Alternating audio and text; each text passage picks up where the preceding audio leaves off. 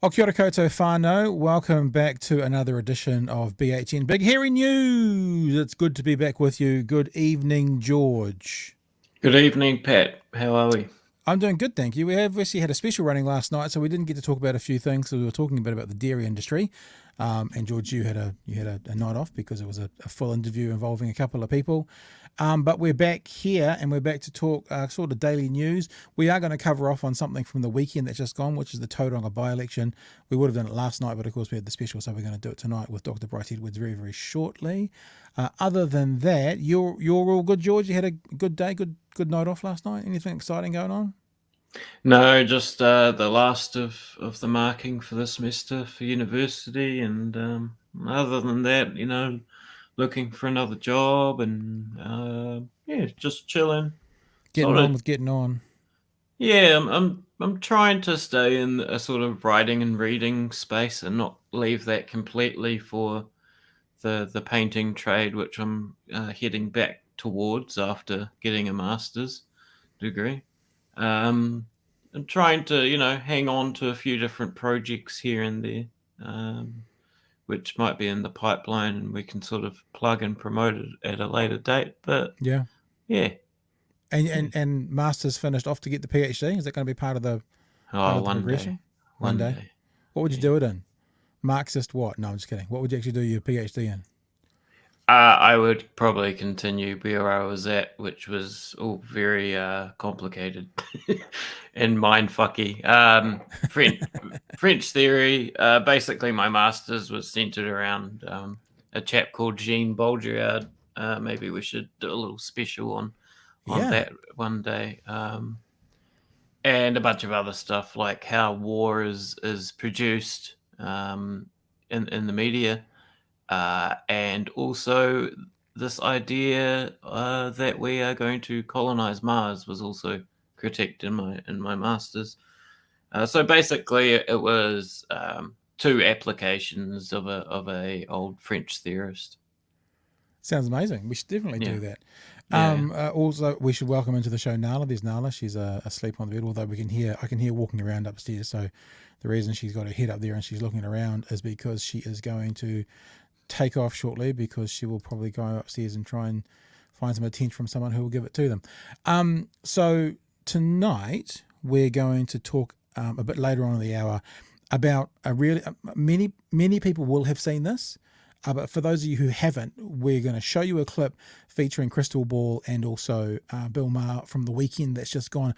But we want to take it to another place. So don't panic. If you've seen that clip, stick around. Don't just go like, no, I've seen that clip, because we're going to have a look at some of the driving factors behind inflation, gas price rises and that kind of thing, as well as what some political scientists are saying around the world about those things. That'll be a part of that conversation a bit later on.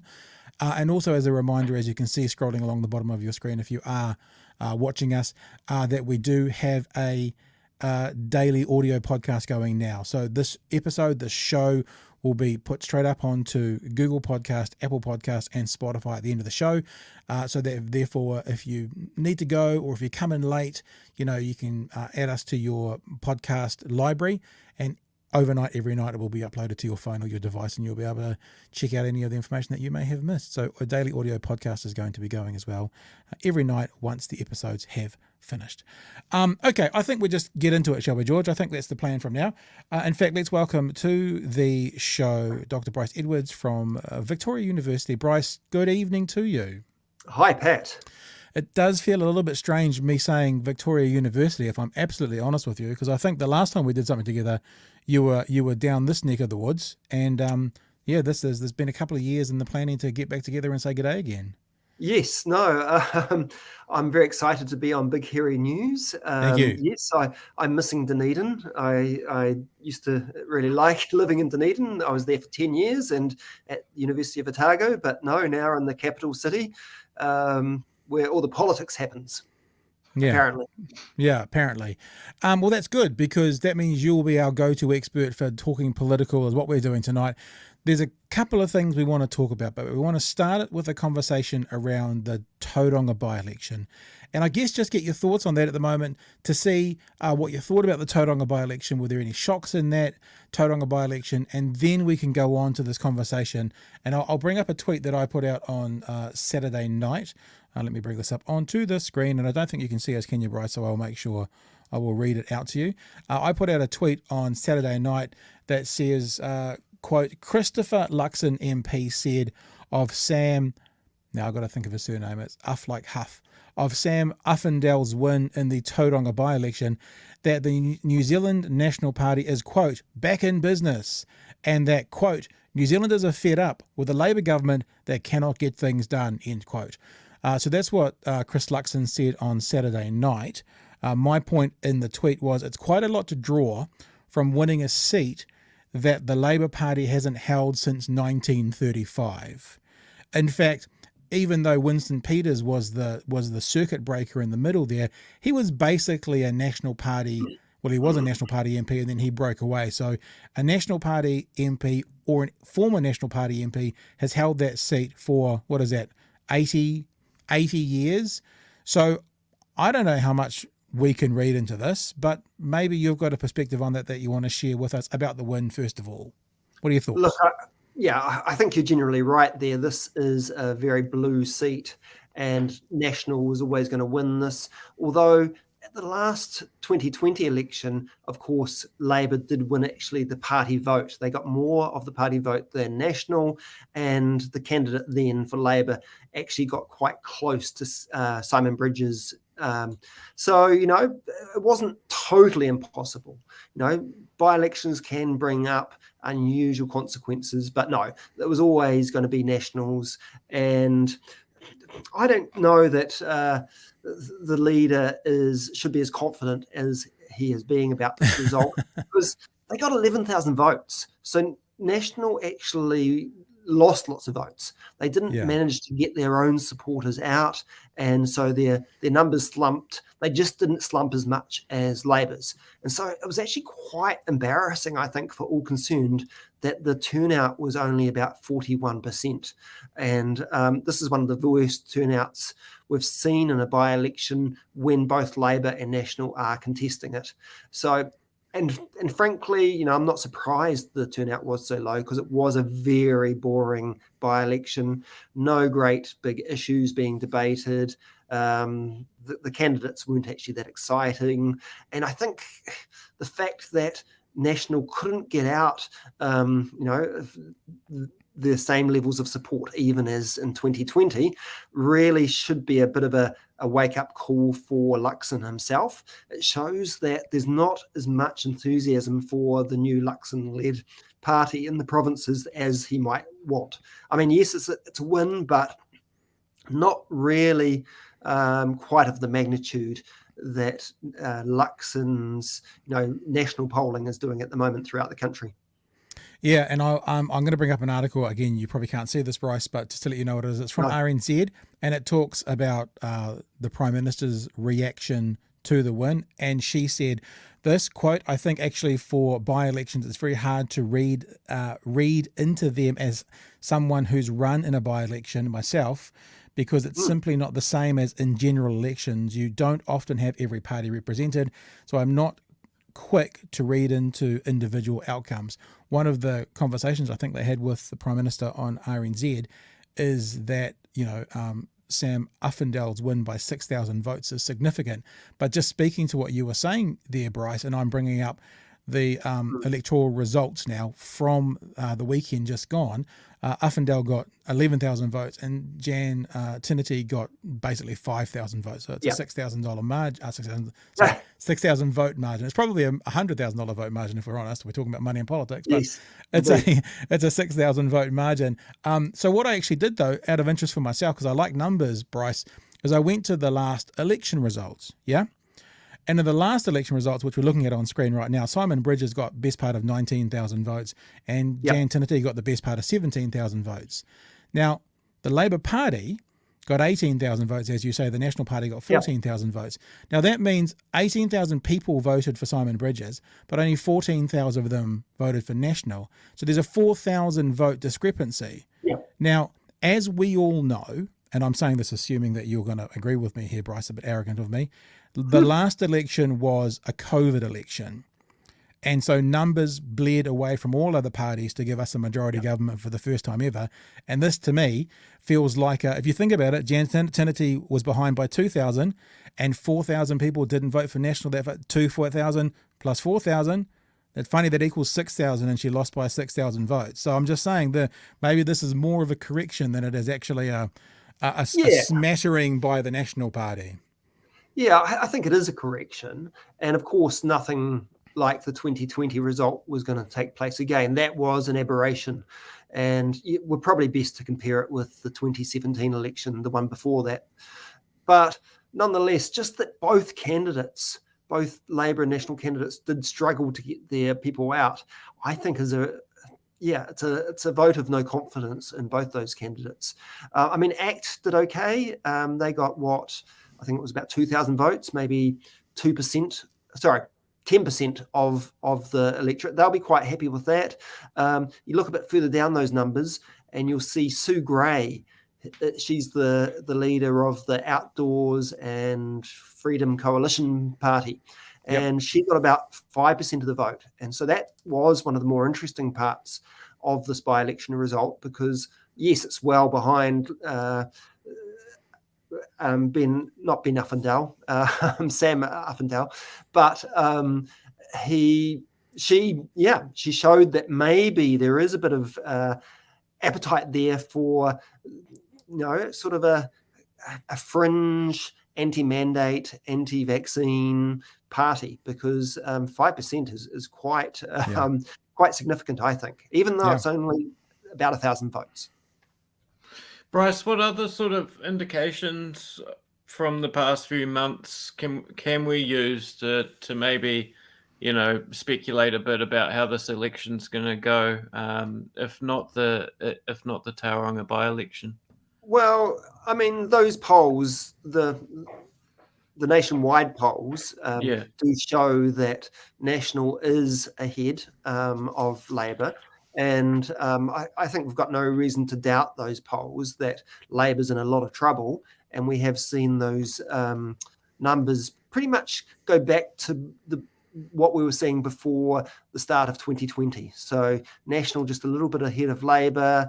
And basically, all that thanks that Labour got for saving the country in 2020 has kind of disappeared. We're back more to the people that want to see transformation are still with Labour, and those that think this government is incompetent or too anti-farmer, too anti-business are voting National. And even the minor parties haven't really recovered to their former glories. So I don't know. It's obviously going to be a close election next year. We've got no doubt of that. And it's just going to be a good old-fashioned left-right battle, I think, with maybe the Murray part in the middle of that. They can win at least one electorate. Hey, Bryce, I'd like to talk to you about something else that we've kind of floated out there in the last day or so, and that's the idea of tribalism, especially in politics. Yeah. Although I will say tribalism, I feel like in 2022 is more prevalent just in society than it's ever been. For people who, let me define my version of tribalism so people know what we're talking about. It's that idea that if you're not 100% for me, then you're against me. You're my enemy. Like if I agree with 95% of what you think or say or do or are, then for that person, often, not always, often that means I am your enemy. There's this new idea that feels new to me, at least, that you have to be either all on board, and if you're not all on board, then get the fuck out of my way, sort of thing. Yeah. And we see it in politics as well, and this is why I'm kind of relating it to those, those big headlines that Mr. Luxon has been making, because we see it really clearly in things like a Trumpian world. The election was stolen from me. See, facts and figures and sense and all those things, and the courts don't count. It's the tribalism of he said it, so we believe it, so it's truth. And that to me comes more down to tribalism, that, we're 100% on board with this figure. And if you disagree with 5% of what he does, then you're a rhino. That would be the American version. But we're seeing it everywhere at the moment. It is. And so what are your thoughts around that in the political world at the moment? Yeah, no, that is a global phenomenon that we're seeing, but New Zealand typically hasn't really been so tribal in the last few decades, and we haven't really followed that American trend of political polarization until recently. And so political scientists generally talk about two different types of political polarization. One is a kind of a policy-based polarization, where if you think about the left-right spectrum, you might see, the groupings of people moving more out to the left and right. So more extremes, some more radical left ideas, some more radical right ideas. That's one form of polarization. And personally, I think that's fine. I don't think there's anything wrong with people getting more passionate, more radical, getting out of the mushy middle. But there's another type of polarization, which is a tribal one, which is really what you're talking about, where people only identify with their own side of the political spectrum and identify with that particular political party, and they view their opponents in quite derogatory, nasty ways. And it's a kind of intolerant polarization, whereby, yes, you only really agree with your side in the same way that people can be nationalistic about their own country. My country, right or wrong. It's likewise my national party, right or wrong, or my Green Party, right or wrong, and that your party can do no wrong. It doesn't make mistakes, and people that support the opposite party are the problem in society. And we are seeing that a lot more. We're generally seeing that New Zealand is divided a lot more. We are becoming a bit more angry, discontented, and blaming other people. And there's a bit of survey research to show that that's happening. And so I do think that's quite a worry. I do relate it a lot to what we've seen since COVID has developed. I mean, if you think back to that first year, Pat, when we had COVID and we beat it, there was a lot of unity. Everyone kind of unified. They voted back the Labour Party in record numbers. 50% of New Zealand voted for the Ardern-led government, and people were genuinely thankful for how Labour had, and Ardern had got New Zealand through the crisis. Business was overwhelmingly supportive of the government, but then all that changed. We had subsequent waves of COVID. We had the government being perceived as not really handling COVID so well after that first year, whether it was in terms of the vaccine rollout or the border, protecting the border. And I think we also started to see a lot more people being hurt, I guess, maybe just by the economics of the situation. We started to see more inequality. The housing crisis got worse. And I just think all those things started to flow through to anger and discontent. And that's what we're seeing now. Yeah. And I think that when George and I were talking about it before we came on, we were talking about the absolutisms. Is that the word we use, George? Being absolute. Yeah. There's the absolute. I remember I wrote a piece a long time ago, actually, like in the first decade, so probably 12, 15 years ago. And the heading of the piece was something like intelligent debate versus ideology. And the premise of the actual the piece that I wrote was, there's no one who's arrogant enough to actually think. They might say this, but to actually think that their ideology can be right 100% of the time. Maybe that's different. That feels a bit different saying that in 2022, actually. Maybe there are. In that era, it felt like that no one's ever arrogant enough to say that they are correct 100% of the time, which means sometimes your ideology will be wrong. And maybe this, whatever we were talking about, this is the time where, you're either wrong or maybe partially wrong, or that feels to be like what a balanced conversation or a balanced perspective would be, but it feels more absolute today Yes. than it No, did even 15 years ago. Yeah, things have become a bit less sophisticated and nuanced. Yeah. And it's all very black and white. And so, no, it's not good for debate, dialogue, and disagreement, because we should be able to, disagree with everyone, else, and have, these kind of political conflicts, but still see good in the other side, or be able to learn something from the other side. And when we get those absolutes, then it's kind of a lesser democracy, and it's a lesser sort of, participation and debate. So I think it's a very sad way that things are going at the moment.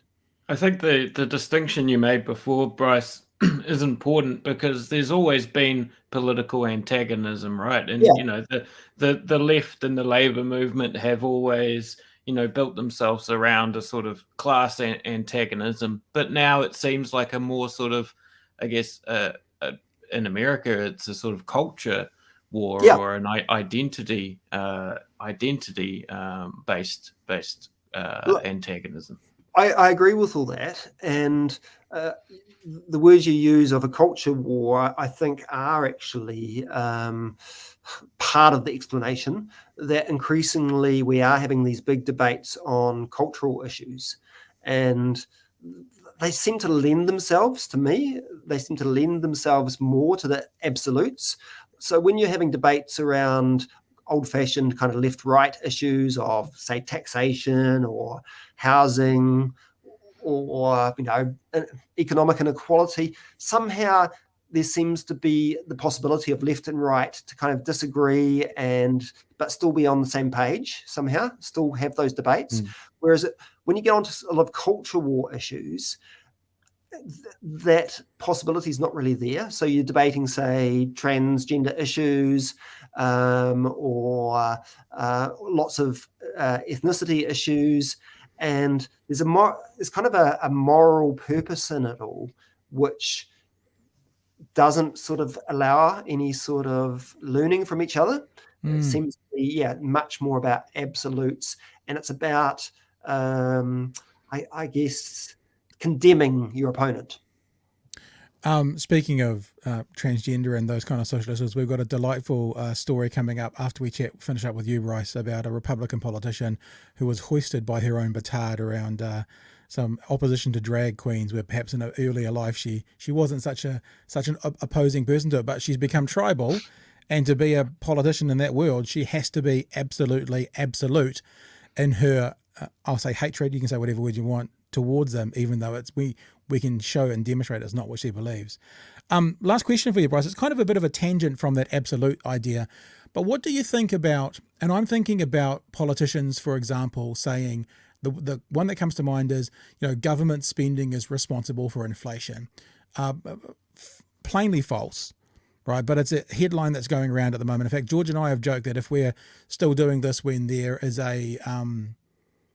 like an election debate, we might do a drinking game which has got all these sayings on it, like the squeezed middle and the top down, not saying tax breaks, they're saying whatever, inflation adjusted whatever, instead of saying tax breaks.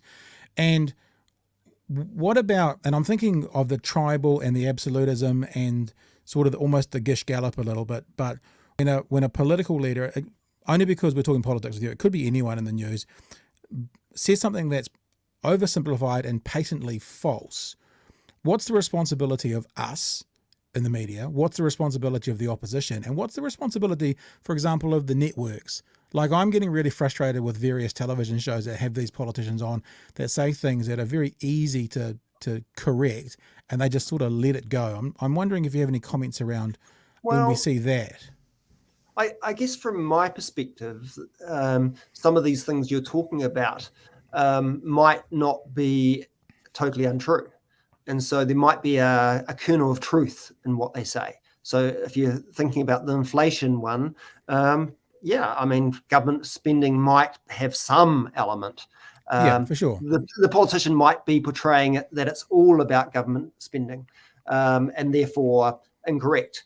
But I guess what I'm saying is you can't always write these things off and say that they're wrong. And the only really way to correct these things, in my view, is to have more debate and to provide more information and different perspectives. So, yeah, I think when a politician says something like that, they should be, the network, the journalist should be getting an alternative view on it. And ultimately, the viewer, the reader decides what's real, because that's the best way to deal with it. But on that inflation issue, actually, I think the one that should be watching out for is, I guess, workers being blamed for that. I think we're likely to see in the next 6 months, 12 months, people saying it's wages going up that's causing inflation. We can't have wage increases, and blaming it on the cleaners and all the people on minimum wage. Oh, we can't have wage increases this year because we've got to keep interest rates down. Everyone ends up blaming it on the worker. So I think that would be unfortunate.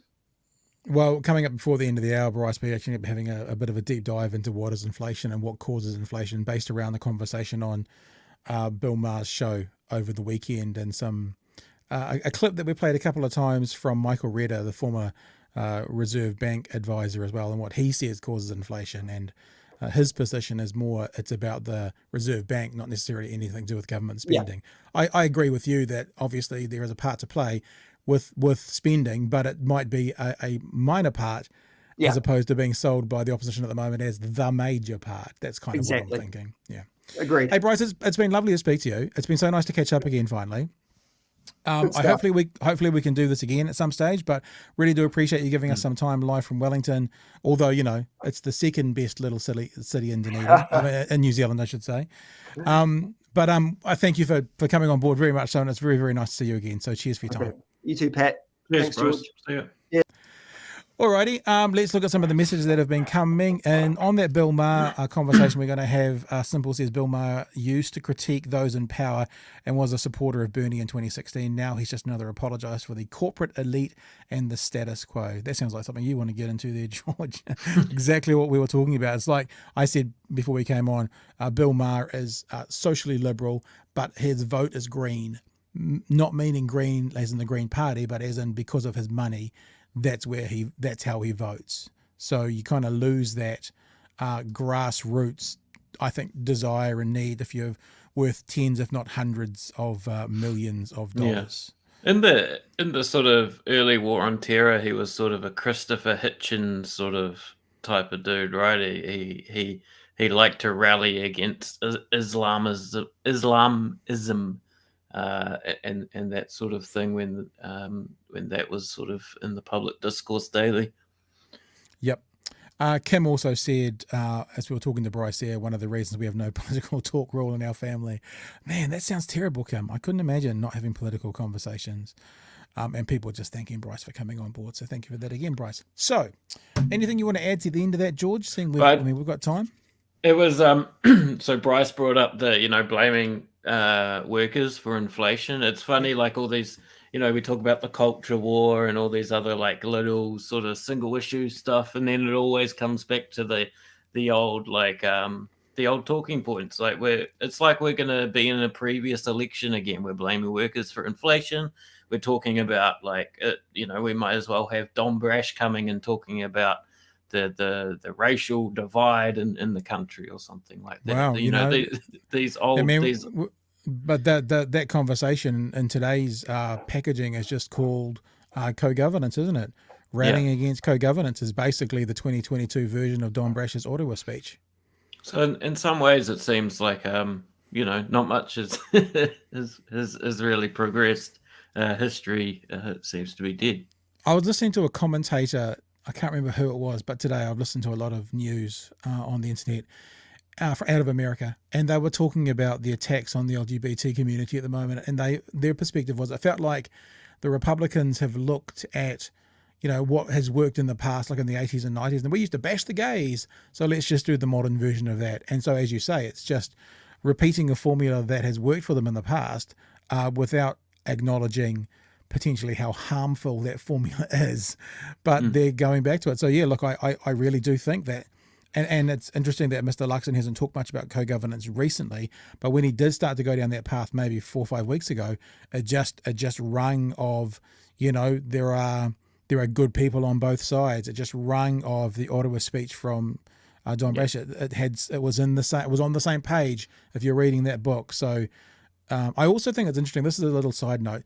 Remember the conversation we had about Mr. Luxon and his Facebook page, and when he wrote Māori on it, I'm sure he had it written for him as a tribute. And one of his defenses was, well, I'm learning Māori. This is a little thing for everyone to check out. See if you ever hear Chris Luxon say kia ora or ngā mihi or anything in any of his salutations in his interviews. Because I've been keeping an eye on it since, because I would think someone who is learning an Indigenous language, living in that country where it's relevant, would then want to use it. But I haven't even heard so much as a kia ora, like at any stage. Even in that interview that he did when about those racist comments on his Facebook page from his supporters, even then he didn't finish off with any kind of Māori salutation in a symbolic gesture, So that's just a little bit I'm sorry to give you homework again, but homework for everybody. When you hear Mr. Luxon speak, if anyone can find any time he uses a Māori salutation, make sure you message me, because I've never heard it, even though he is, quote, a student of Te Reo, as he says. It'd be interesting to see the context as well of that usage. Yeah, maybe if he was making a speech at a marae, he'd do it, but that's, whatever. Or, I haven't heard it yet.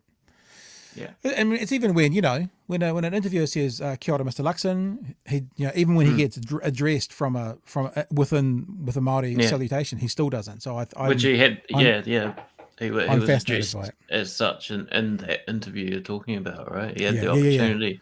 Yeah.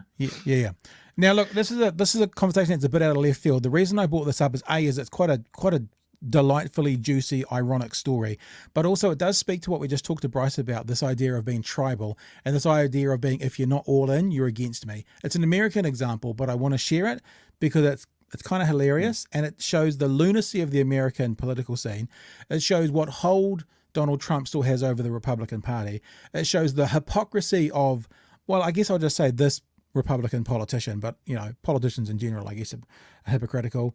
And that idea that when you come on board to a whatever it is, in this case it's a party, but it might be a group or an ideology that says you must think this way, then you have no choices but to think this way. Now, when we get to the end of this, I think you're going to see that Carrie Lake, who is the governor we're talking about, potential governor, probably doesn't think this way, but the words are being spoken because she needs the support from the base that are Trump voters, that are people who then think like this. When we did that thing on Christopher Luxon and the racist comments on his Facebook page, one of the pieces we did was, National's got a problem with their racist supporters. Not that everyone who votes for National is racist, we make that very, very clear, but those that are racist, that are, say, anti-Māori, for example, 99.99% of the time, probably 100% of the time, would float over on the right side. I know a few racists that vote for Labour, but yeah, we've disagreed on this before. Okay. What do we call it then? 90%? What percentage would we be happy with? The majority? Well, I'd just disagree with that saying that you have, but I understand what you're saying, I guess. White supremacists, would that be better? Many white supremacists vote for Labour?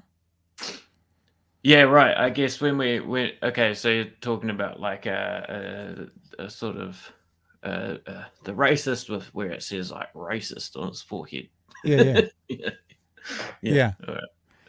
Okay. Not my grandmother who votes for Labour, but is the ones that say don't fucking speak that Māori language in this country. Yeah. I've grown up English. They're the people I'm talking about. I don't think there's too many of them, if any, that would vote for the Greens or the Labour Party. Yeah.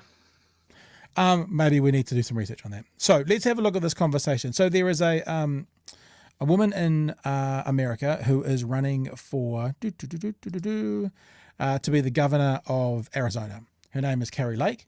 Carrie Lake put up this tweet a couple of days ago. What are we now? So it would have been up 2 days ago New Zealand time. And this was a message that she put up on her Twitter feed. It's still there now.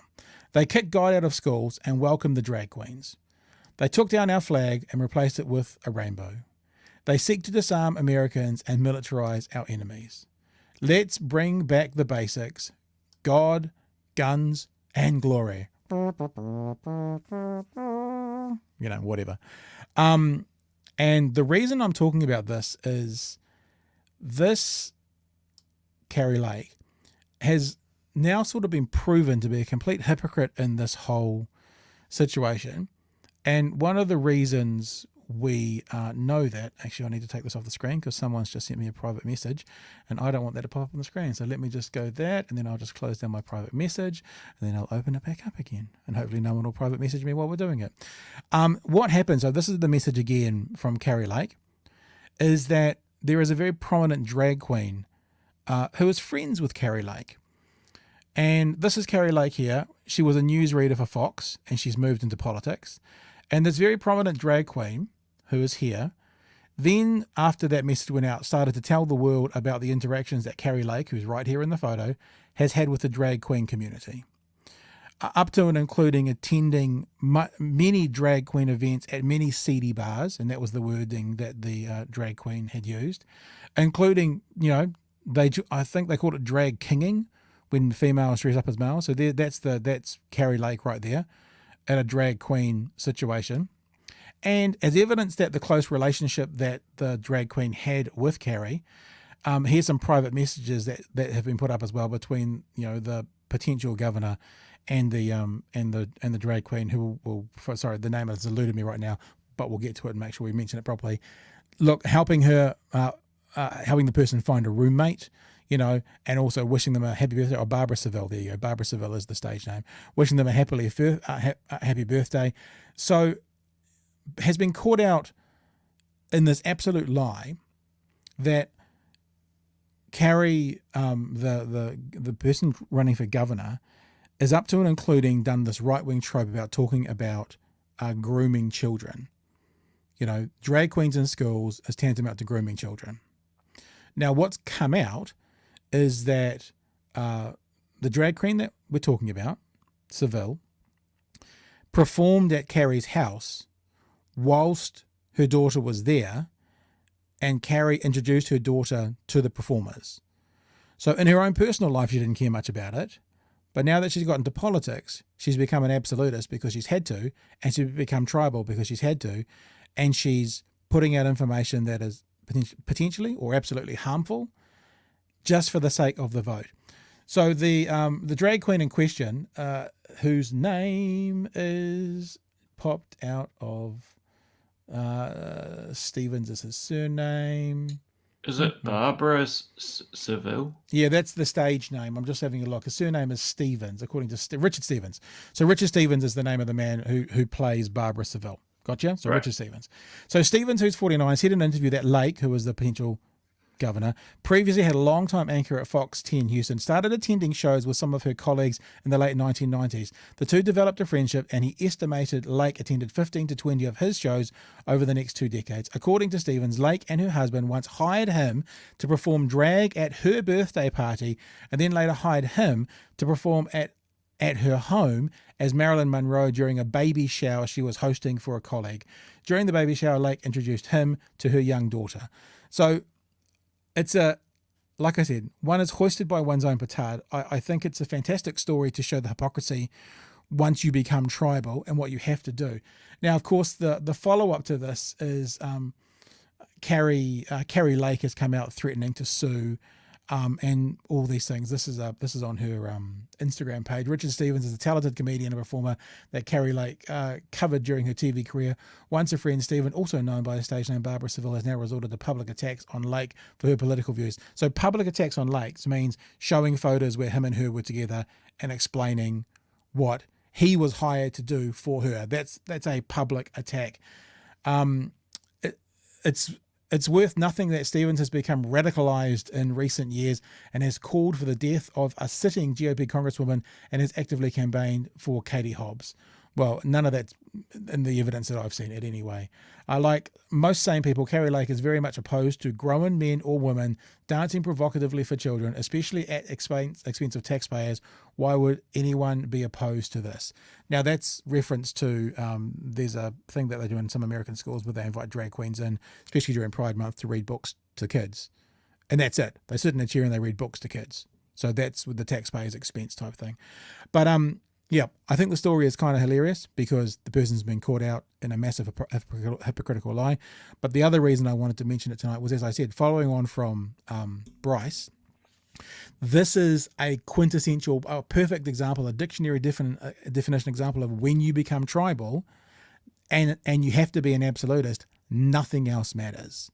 And even if you don't believe it, and I think when you see the evidence that's on the internet now, most people would probably think that they don't believe what Carrie Lake is saying about drag queens is what she believes, because she's been a fan of them, an employer of them, and, introduced them to children for the past 20 plus years. But now she's an absolutist. She's running for a Republican office. She has to go, oh, this is just wrong. This is so wrong. And anyone who does this to their children, like she did, is involved with the grooming of said children. George, I noticed you turned your mic off. You want to jump in? Yeah, I mean, it's obviously not hard to find hypocrisies among politicians. This is a sort of great example of how even the sort of Trumpist Republicans in the States have these sorts of liberal sensibilities, these sort of like cultural sensibilities. They go to the drag show at their local bar or whatever, or they have a diverse set of friends that come over for their dinner parties at their mansion and these sorts of things. So they have these sort of liberal cultural sensibilities, but nonetheless they are, members or, big officials in a party that sort of is diametrically sort of opposed to these things. And that's what happens. We talked about this the other day when we had Chester Burrows on, and it was not to mean this in an offensive way towards Chester, but he sounded like a lefty when he was talking to us, and he's out of the National Party. Now, his response to that was, well, both parties thought I was in the wrong party. But what you see is people in their private life, prior to being a politician, are kind of normal people, fairly balanced in the middle, can happily take a joke, then they become a right-wing politician, and they have to be a puritanical, obsessive about the culture wars type person. And then we're seeing it now with the people who are leaving politics in America, leaving the Republican Party and not seeking re-election. They're all speaking freely, and all of them in one voice are speaking out against Trump and against what he stands for and against the restrictions and stuff that the Republican Party is trying to put on. Now, if you're a normal, quote, normal person with normal positions before you join the Republican Party, and when you're leaving the Republican Party, you seem to find that sense of normality again, what does that say about being a Republican in politics? That it's like drag. Yeah. Yeah, they're putting on their own makeup, aren't they? Most of it's just blackface, unfortunately. No, there is a performance to it, right? It seems with this tribalism that you're interested in. It often is not even really that political, but is more about the sort of emotional enjoyment of being part of a large crowd of people, whether that be online or in person, and sort of having a sort of collective energy organized around whatever it might be. I mean, I see that Carrie Lake as an Arizona politician is concerned about the invasion at the US border and that sort of thing. And I should say, I just looked at some polls, like she's up there with the Democrat in a state that it's often sort of down the middle, 50-50. Not necessarily a battleground, but she will likely be the GOP representative, likely, and then we'll see what happens from there on in. And as we were just talking about with Bryce earlier, about the headlines and the tropes that are used and the talking points, that'll be what it is. protect our kids. I mean, who doesn't want to protect our kids? Of course, we all want to protect our kids, but that's all she'll say: protect our kids. Protect the border. Don't let drugs into the community. All these things that, in one sentence, most people would agree with, but it's not until you go a bit deeper and find out what she means by that, and what any politician means by that, which is where you find out A, if it's possible, B, if it's genuine, C, if there's underlining, racism, xenophobia, whatever that generates those statements. And unfortunately, in the media today, we're seeing a lot of headlines, and I won't be as arrogant to say absolutely no depth, but a lot of the time no depth, just letting politicians and commentators say what they want to say and without a pushback. It frustrates me. Yeah. Crazy, just on before we move on to our next one, says the same is happening to the left in the USA. The squad are almost invisible, towing the line. Yeah, there's been a lot of conversation around the squad in America, and perhaps not standing up for what they were put in power to do, and starting to toe the line. And it's I mean, like, that's one of the reasons I've always, love them or hate them for you yourself, one of the reasons I've always respected those first Green Party members who got in, the Rod Donalds, the Sue Bradfords of this world, because whether you love them or hate them, they're the people who didn't change. They didn't change from day one what they wanted to do to when they left. They were the same. They were consistent. Bernie Sanders is pretty much the same. I mean, maybe you could criticize Bernie on once he's out of the race, like once the DNC have got him out in some pretty nefarious, nasty ways. Yep. He then toes the party line a bit from voting for the right person. That's another whole conversation for another night. Maybe, George, we started that conversation, you and me, today, about what our vote's worth. And if it's the only thing you've got, maybe, not towing the party line would be long-term better for the politics of your country, rather than going along and going, well, Biden's better than Trump, so we just have to give Biden our vote. It's like, mate, that's it. I mean, for Sanders, it didn't help that he was under a microscope, that even if he slightly sort of implied that, don't vote for Biden, then, they were going to come, well, they're already coming down on him hard. The Bernie saying bros, that he was a Trumpist. Yeah. All right. Hey, listen, that's that conversation that we just had right then, that second, me and George have been talking about that, and I don't think we're going to do that tonight, are we, George? But I think we'll come back to this maybe tomorrow and maybe go on with that idea about, it's sort of about what's our vote worth. I don't believe that any political party or politician deserves any of our votes. They have to fucking work for them. That's how we should treat our votes. They should have to work for our votes. No one's due anything, which is why when people were saying, well, we have to vote for Biden because if we don't, then Trump gets in. I'm like, well, so what? Your vote is worth something. And if you just give it away because you quote unquote have to, then it's not worth anything. So your vote's got to be worked for. And I've been a strong believer for a very long time. I've been saying this for 20 years, that people would say that thing, if you don't vote, then you can't really complain. Horse shit. Utter horse shit. Because a well-informed no vote, to me, is as valid as a well-informed vote. In fact, it's probably more valid than an ill-informed vote. If you look at the parties and you look at the policy and you look at the political things and you go, honestly, there is no one or no party here who represents me, I cannot vote for anyone. Right? To me, that is as valid as an informed vote. I'm of the opinion I'd like to see kind of voting become compulsory in New Zealand, but if it did, there would need to be a box on the ballot that said none of the above. And then you could still do that. You could have an informed non-vote. But anyway, that's another conversation for another day. Hey, we should get into this conversation about Krystal Ball, because if we don't, we're going to be here until freaking midnight. Let's do it. Krystal Ball is a journalist out of America. She's been on MSNBC. She worked with The Hill for a while. And then her and her counterpart, Saga, started up this show called Breaking Points. And he's from the right, she's from the left. And it kind of sounds a bit chintzy and weird. And it's like, oh, yeah, so they're all really balanced. But it's actually really good. They're completely independent.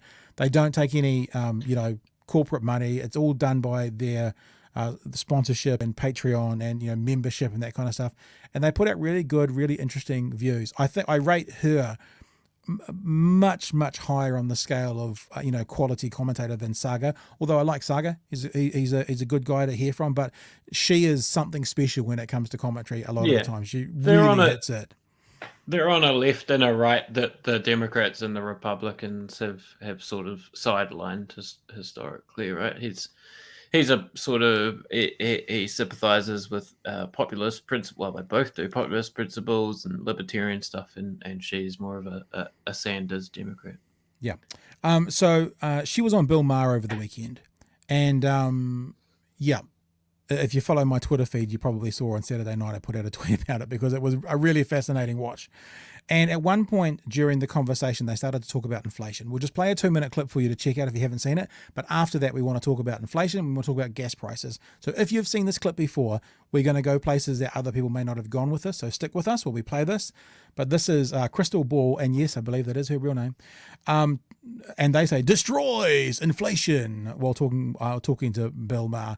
So have a listen to her thoughts around inflation. Involves a small conversation around gas prices as well. Well, I mean, part of this inflationary problem is because we put too much money into the economy. There's way too much government spending, and that's why we have inflation. So that's a large part of that. It's just basic economics. And that is not basic economics. We had this thing called a pandemic. We had a supply chain crisis, and by the way, there's a war in Ukraine. To act like the only reason we have problems now is because people got a little bit of money in their bank account is just not honest. And a little bit of money, they got more than we spent in World War II. So don't act like... I think I've seen a couple of commentators dispute that and say it's wrong. I think Bill Maher may have a point if he talks about all the money spent during COVID, but not the stimulus packages, which is what they're talking about. So I believe, I haven't seen, but I believe I've heard several commentators say that point that Bill Maher there made about the stimulus, which is what they're talking about, is incorrect. Hold on. Whoa.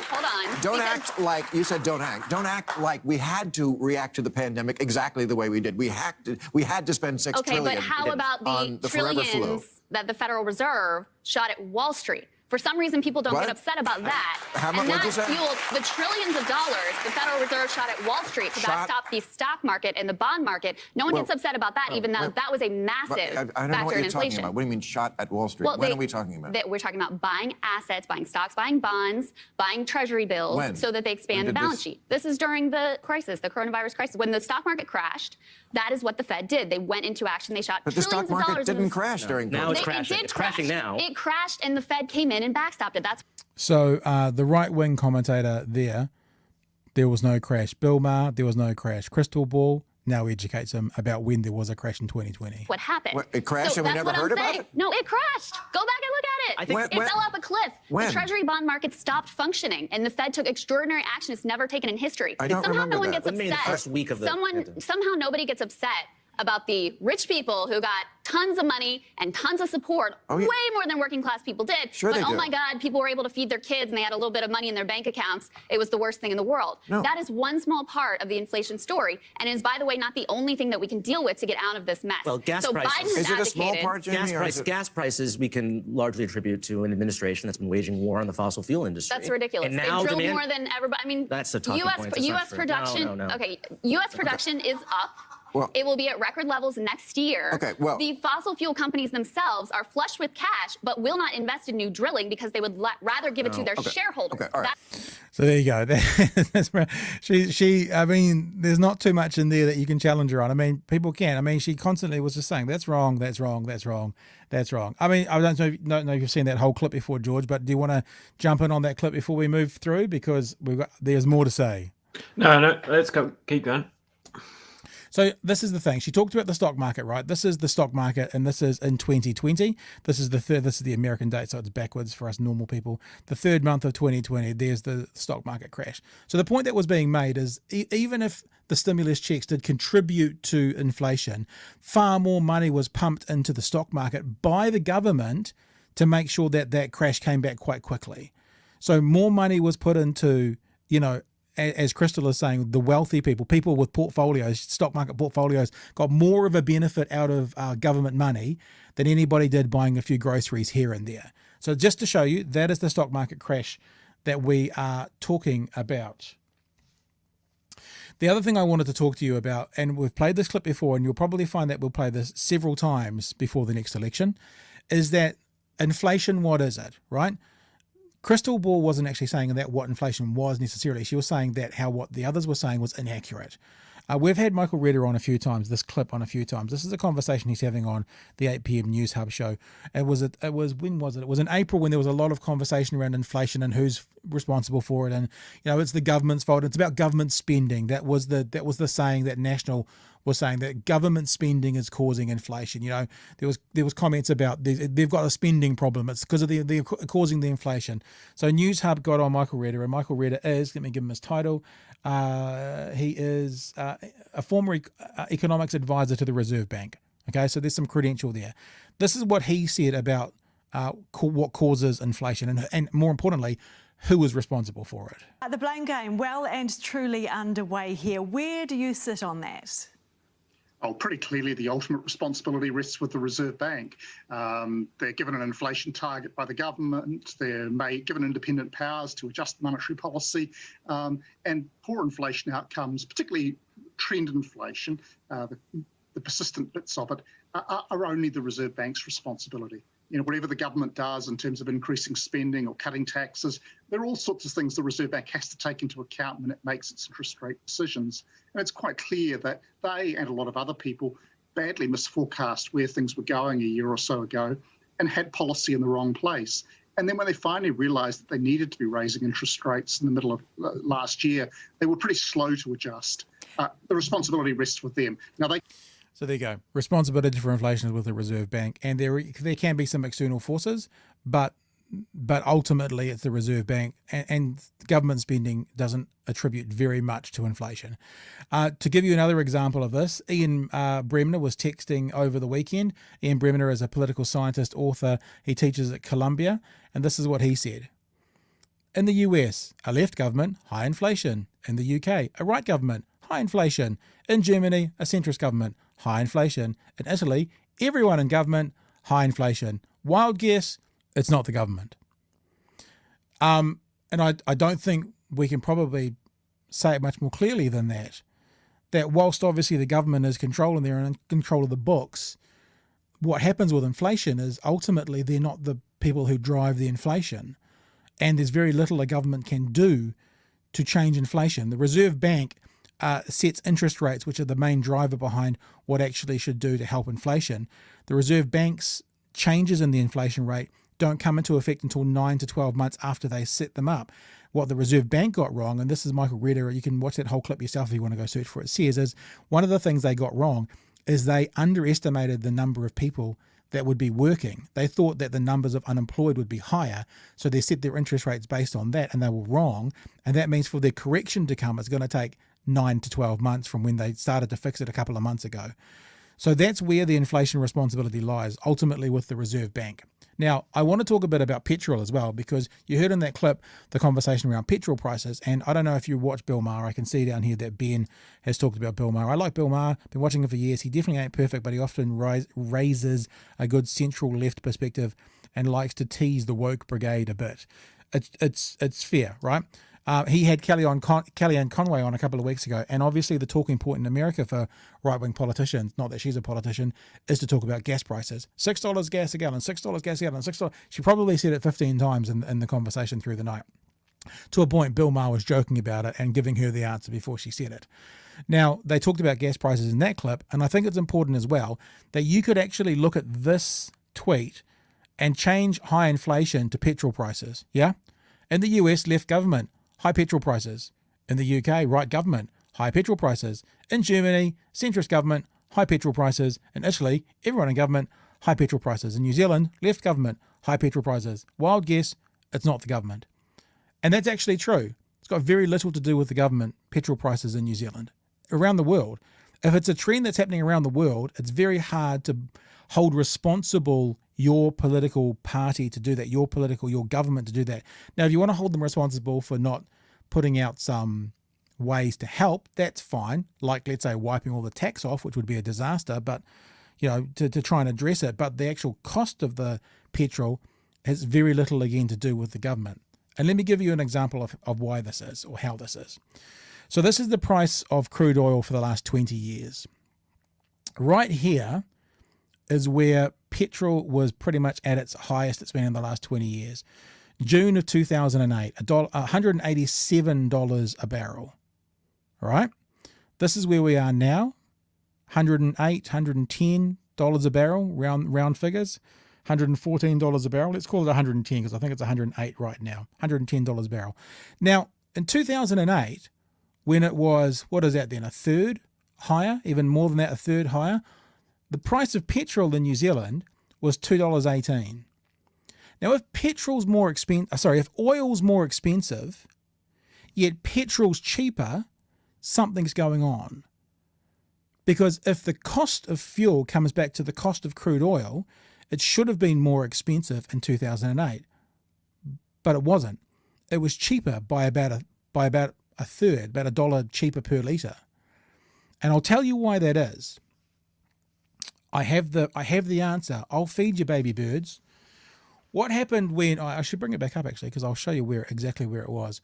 What happened when the price of crude oil crashed right here, right when COVID kicked in 2020? See, it's down at $20-something a barrel.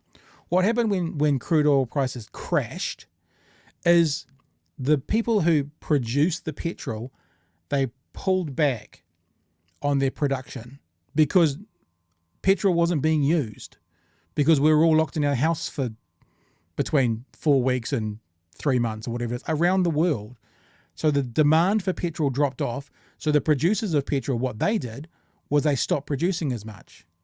And guess what? They haven't increased their production numbers since. So what we're seeing right now is an issue to do with production and the producers that they could solve tomorrow. Yeah, someone's talking about Russia and the Ukraine as well. You put that in there, put the war in there as well. But what we're seeing is a production issue that could be changed tomorrow. If you ran a business and you were making more money off producing half as many widgets as you were 5 years ago, then you wouldn't want to produce any more widgets because you're making more money off the half you're producing now. That's the equivalent as to what's happening right now with petrol prices. Half the number, and I'm using half as an example, there's fewer barrels of petrol or fewer litres of petrol have been getting produced since the crash in 2020, and they've never increased that production since.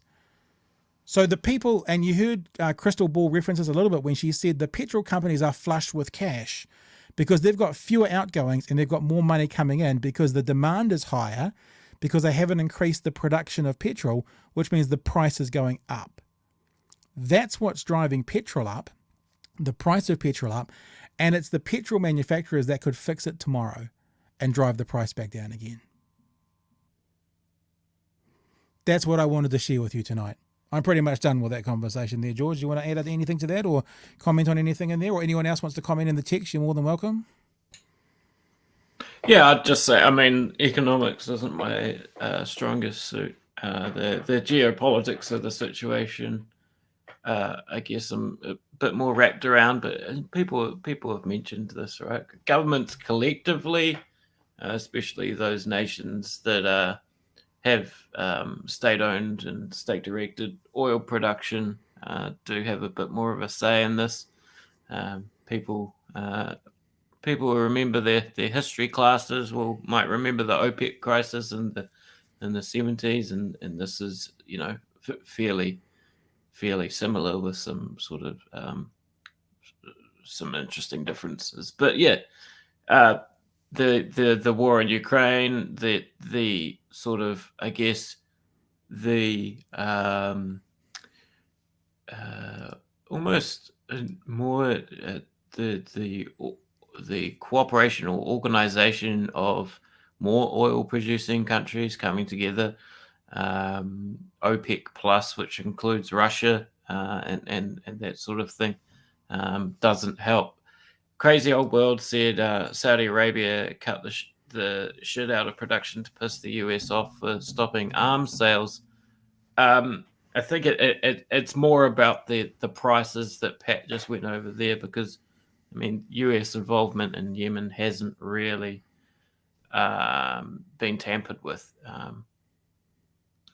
But I'd have to read up on that a bit more, Crazy Old World. But yeah, I think that's more a case of what Pat's just explained than Yemen.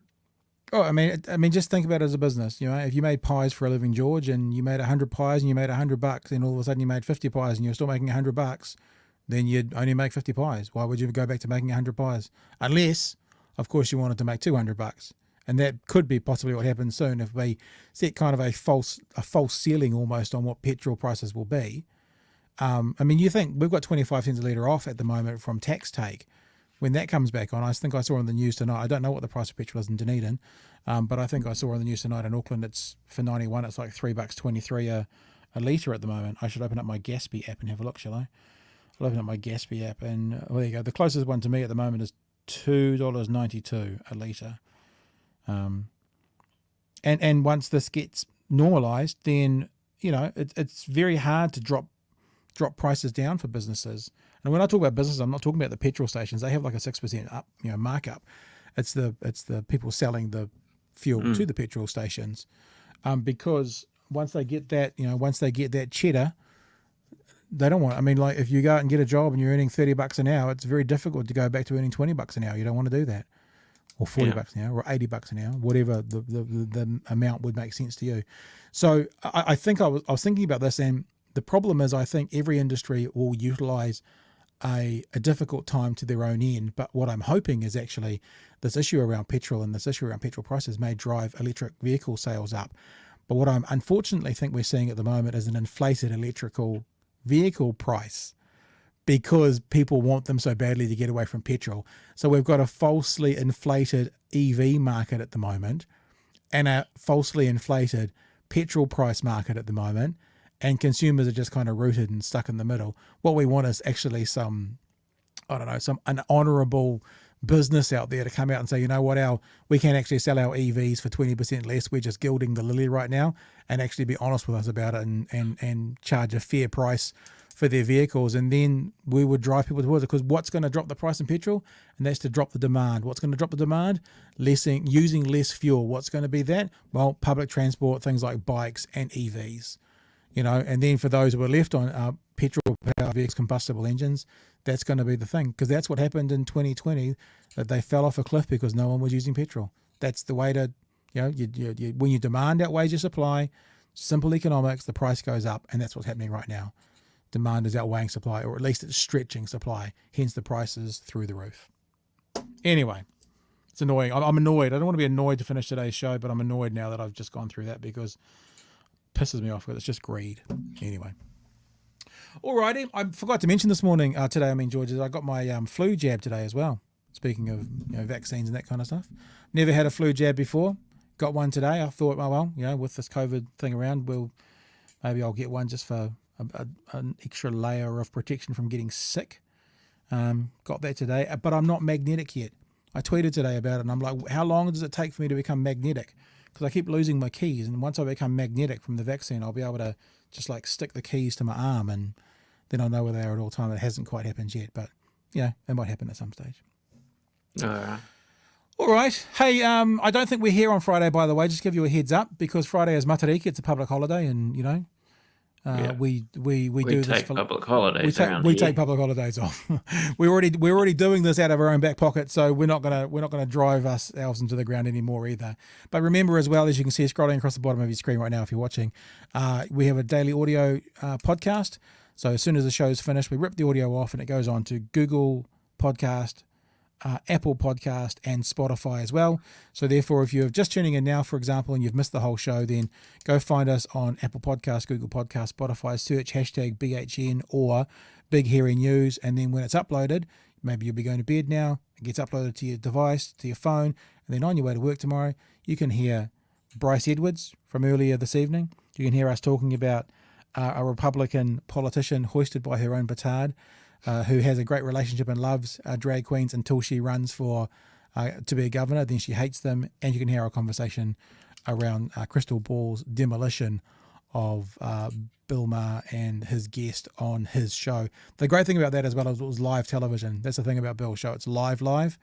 And so even I imagine that if you were a bit of a pressure, and I don't know if he's thin-skinned or not, but if you were, perhaps some editing might come into there to help your self face, but they do it live. So that's as is, went out there, and it was pretty awesome. All right, team, we're done. Anything else from you, George? Nope. All right, guys, thanks for joining us tonight. Subscribe to our daily audio podcast, and we'll see you back here tomorrow night from 10 p.m. Be safe until we see you next time. Hooroo.